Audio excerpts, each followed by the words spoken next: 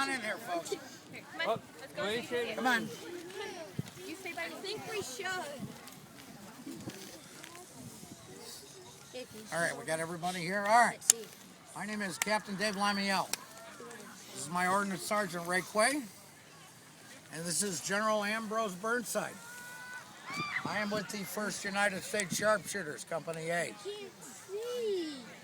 James. We're going to turn it over here to General Burnside. He's going to talk to you about himself and talk to you about the gun he invented. And we're going to turn it over to the Ordnance Sergeant. He's going to show you some guns that the sharpshooters used during the Civil War. And we're going to talk to you about the Gatling gun here. And we're going to fire off some rounds for you.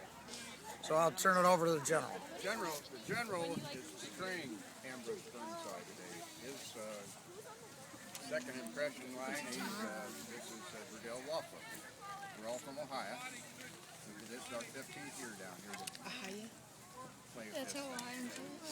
Go ahead, we're going to turn it back over. He's on his first impression is General Burnside. Hello, folks. How you doing? good. As the other gentleman stated, I'm doing Ambrose Burnside's Major General. I was a commander during the Civil War of the Union Army. I was born in 1824. By the time I reached the age of 18, I received an appointment to West Point. Graduated 18th out of 34. Assigned to the Army, which at that particular point in time was in Mexico. Unfortunately, by the time I got there, the Mexican War was over. So I was assigned out west to the cavalry. While we were out there, I was watching the cavalry try to load, aim, and fire a carbine, and that's what this is. This is a carbine. Are we allowed to hold on to Right, they had to pour the powder down here, put the ball in here, pull a rammer, ram this whole thing, put the rammer back, cock it, put a cap on here. The cap looks much like a top hat that Abe Lincoln wore. That was your detonator.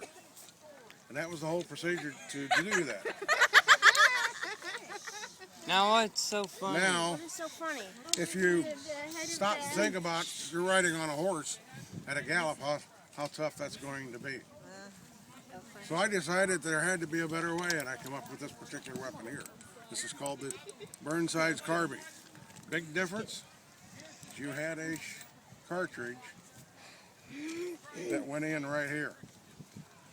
So you open this up, put the cartridge in, and you close it right back up. You put the cap on here, and you were ready to fire. Thinking about a cavalry one with the old style, on riding it at a gallop, he was lucky to get one round every 2 minutes. This was put out about 10. This was the forerunner to a lot of the current weapons that were coming up very shortly. This particular piece, take a good look at it because you don't get a chance to see too many of them. This is an original. This particular one is an 1863 model. So you're talking about something right now that's 150 years old. Wow. Is what this is. Does it still fire? Yes. Wow. Son, anytime you pick up a weapon, and I don't care where you think it is, you treat it with high respect. No matter. It's not it's not the weapon that kills, it's the person that's holding it. So unless you've had training on it, I strongly advise you leave it on the ground, leave it on the table until you've been trained how to handle it. Understand, son? That's the same with these. These may be old, but they're deadly. By the way, anybody have an idea about how much this is worth? Over $1 billion? Thousands, millions. No, 20 grand? About 5. they're all a little high. This 6,000? particular one happens to be worth about $3,500 to $4,000. Wow. That's it? I already learned it. Sergeant Ray Quaid over here will be coming up next. When this weapon, when I first got it, it was let's just say rough condition at best. He happens to be one of the best gunsmiths in the country. I gave it to him, and now you have almost a perfect weapon. Oh, it's brand new. That's why it's worth what it is. You got to remember, it's 150 years old. But it still looks brand new. Yeah, I know. Right?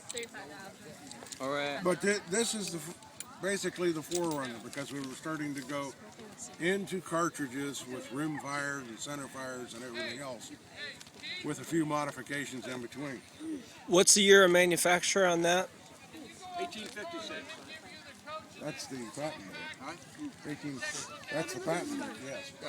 Year of manufacturing on that one would probably be right around the serial number, probably around 1863. That's a low serial number. It's like 30,000. Beautiful. It's one nice gun. It's really It nice. didn't look like that when we got it.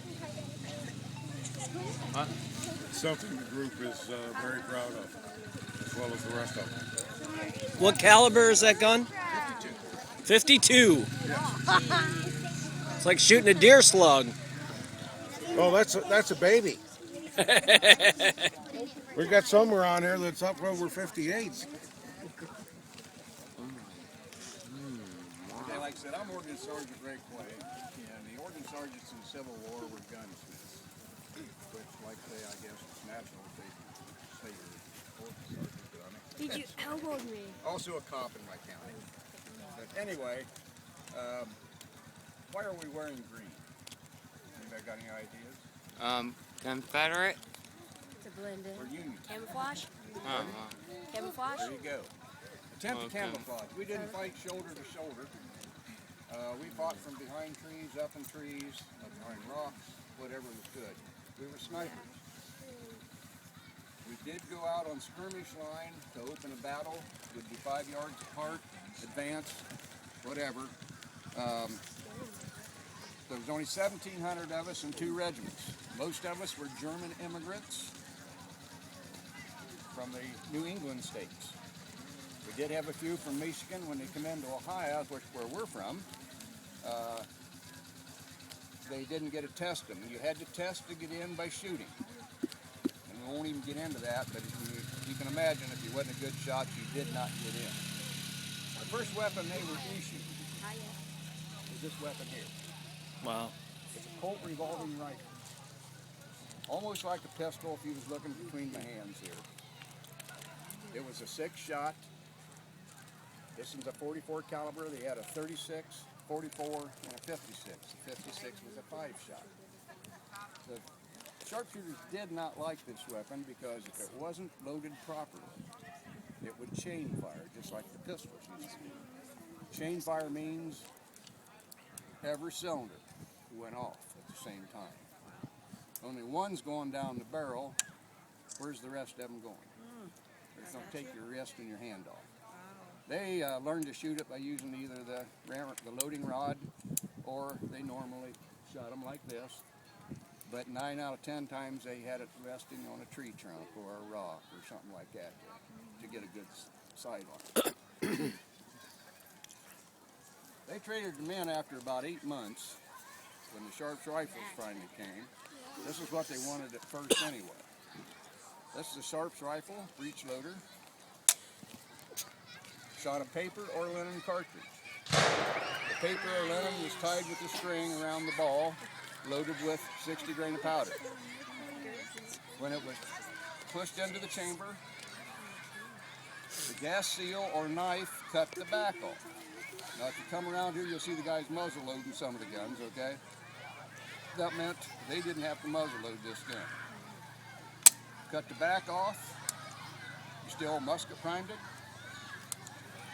pull it back, it's ready to shoot. This was capable of 10 rounds a minute without exposing your body to load. At a range of 800 to 1,000 yards. Hang on a second. Okay. Double set trigger, set your back trigger, 1 ounce pressure. Set the gun off. Same as the sharpshooters use today. now